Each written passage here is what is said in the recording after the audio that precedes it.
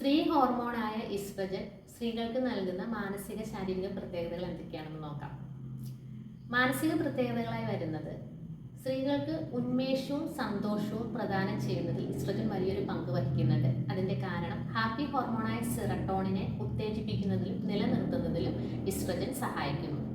നല്ല ഉറക്കം ലഭിക്കുന്നതിനും അതുപോലെ ശരീരത്തിൽ വേദന അനുഭവപ്പെടുന്നതിനുള്ള തോത് കുറയ്ക്കുന്നതിനും, അതായത് വേദന അനുഭവിക്കേണ്ട ഒരു സാഹചര്യം വരുമ്പോൾ ആ വേദന അനുഭവിക്കുന്നത് ലഘൂകരിക്കുന്നതിനും ഈസ്ട്രജൻ സഹായിക്കുന്നുണ്ട്. തലച്ചോറിലെ ഓർമ്മകളുടെ കേന്ദ്രമായ ഹിപ്പോ ക്യാമ്പസിനെ ഉത്തേജിപ്പിച്ചുകൊണ്ട് ഏകാഗ്രതയും ഓർമ്മശക്തിയും വർദ്ധിപ്പിക്കുന്നതിൽ ഈസ്ട്രജൻ വലിയൊരു പങ്ക് വഹിക്കുന്നുണ്ട്. സ്ട്രെസ് ഹോർമോണുകളെ നിയന്ത്രിക്കുന്നതിൽ ഈസ്ട്രജൻ വലിയൊരു സ്വാധീനം ചെലുത്തുന്നുണ്ട്. ഇത് നിമിത്തം മാനസിക സമ്മർദ്ദം കുറയ്ക്കുവാൻ ഈസ്ട്രജൻ നമ്മളെ സഹായിക്കുന്നു. ശാരീരിക പ്രത്യേകതകൾ എന്ന് പറയുന്നത് കൗമാരത്തിൽ ഒരു കുട്ടിയിൽ നിന്ന് സ്ത്രീയിലേക്ക് ഉണ്ടാകുന്ന ശാരീരിക മാറ്റങ്ങളാണ്. സ്തനങ്ങളുടെ വളർച്ച, ആർത്തവ ചക്രത്തിന്റെ ആരംഭം, സ്കിന്നിൽ ഉണ്ടാകുന്ന മാറ്റങ്ങൾ, ശരീരത്തിലെ രോമ വളർച്ച തുടങ്ങിയ പ്രത്യേകതകൾ സ്ത്രീകൾക്ക് നൽകുന്നത് ഈസ്ട്രജനാണ്.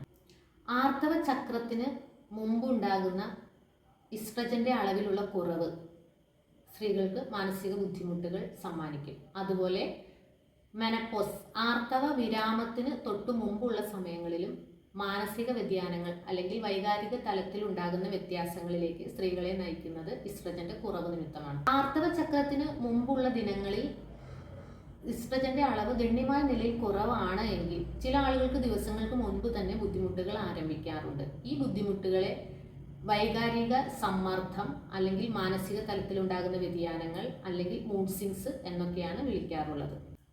ആർത്തവ ചക്രത്തോടനുബന്ധിച്ചോ ആർത്തവ വിരാമത്തോടനുബന്ധിച്ചോ സ്ത്രീകളിൽ ഉണ്ടാകുന്ന പെട്ടെന്നുള്ള ദേഷ്യം, അതുപോലെ കടുത്ത വിഷാദം, സങ്കടം, ആശയങ്ങളിലെ അവ്യക്തത അഥവാ ബ്രെയിൻ ഫോഗ് തുടങ്ങിയ അവസ്ഥകളിലൂടെ സ്ത്രീകൾ കടന്നു പോകുന്നതിന് ഈസ്ട്രജന്റെ അളവിലുള്ള വ്യതിയാനങ്ങൾ കാരണമാകാറുണ്ട്. ഇത് ഇവർക്ക് മാനസികമായ ബുദ്ധിമുട്ടുകൾ സമ്മാനിക്കുന്നു. അതുപോലെ സംഭവിക്കുന്ന മറ്റു കാര്യങ്ങളാണ് ഗർഭാശയ സംബന്ധമായ അസുഖങ്ങൾ അഥവാ PCOD, PCOS, എൻഡ്രോമെട്രിയോസിസ്, അഡിനോമയോസിസ് തുടങ്ങിയ ഗർഭാശയ രോഗങ്ങൾ നിമിത്തവും ഈസ്ട്രജൻ ഹോർമോണിൽ വ്യതിയാനങ്ങൾ സംഭവിക്കാറുണ്ട്.